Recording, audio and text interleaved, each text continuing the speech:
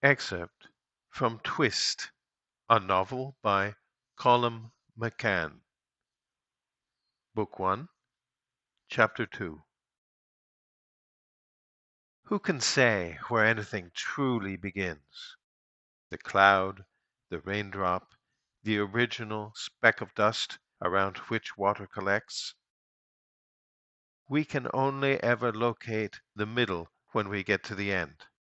And then, at the absolute end, what's the point in finding the middle, or even the beginning?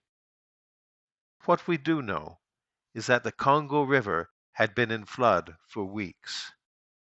It rained on Kinshasa, and it rained on Matadi, and it rained on Muanda, and it filled up Malebo Pool and beyond. A swell of rain, it shattered all the records. The whole Congo basin was saturated. The spill triggered mudslides high in the inner forests, ripped up the rocks, sent huge trees and boulders zipping down along the hillsides.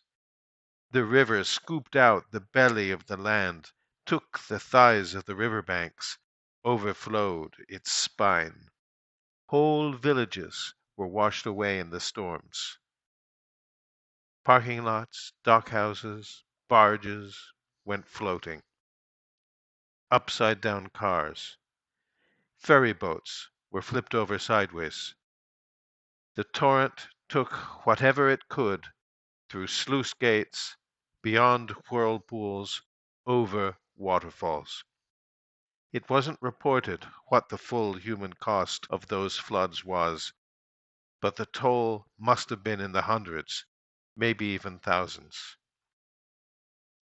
I saw a photo of a tiny girl. She looked so much, in fact, like a young Zanelle, in a thin pink nightdress, one strap off the shoulder, sitting on a roof, her chin to her knee, pensive as her house took her down the wide flow on the outskirts of Muanda. The photo, published by the Muanda Gazette, haunted me for a long time, and I tried my level best to find out who she was and what might have happened to her. But I couldn't find the photographer, and the news desk never returned my calls. The girl, like the water, had moved swiftly along. The riverbanks spread. The rapids grew. The ferocity was unprecedented. The Congo was so swollen that a Kenyan hydrologist told me that one of the World Trade Center towers could have been sunk in the mouth of the river where it met the Atlantic, and the building would have been swallowed whole. Sand and silt and stone and dust. The river gathered the debris from the banks, from the river bottom, from the air itself. Every raindrop, too, had its own weight of dirt inside. The Congo became a malevolence of rushing brown. The boulders tumbled, the rocks somersaulted. More soil was ripped from the bottom, and the water became a portrait of the weight it carried. Drowned boats, cars, bicycles, cows, hydraulic jacks, fertilizer bags, spears, pirogues, seeds, insects, birds, old paddle wheels. A heap of bones, too, surely, bleached and tumbling now, femur against tibia, against rib, against mandible, against sternum. Day after day, week after week, it was as if the Congo was purging itself.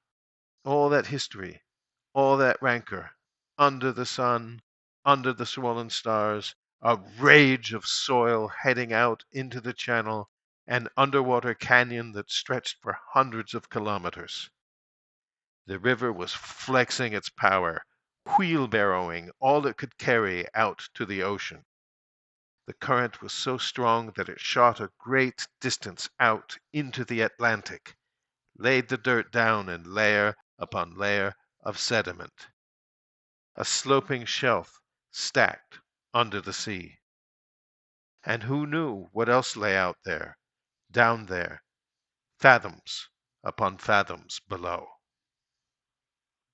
Afterward, when I interviewed experts on the submarine canyons of the world, divers who had gone down in submersibles, sonar scientists, geologists, hydrologists, they said it was the closest thing to a living beauty and a possible hell, all wrapped together in one, a massive canyon that held many mysteries: the cliffs, the plunges, the depths, the seamounts, the ledges, the ridges, all of it covered in soil as the river swept out toward some final version of itself, to the place where there was no light except that which was throbbing within the cable, carrying, in turn, just about everything.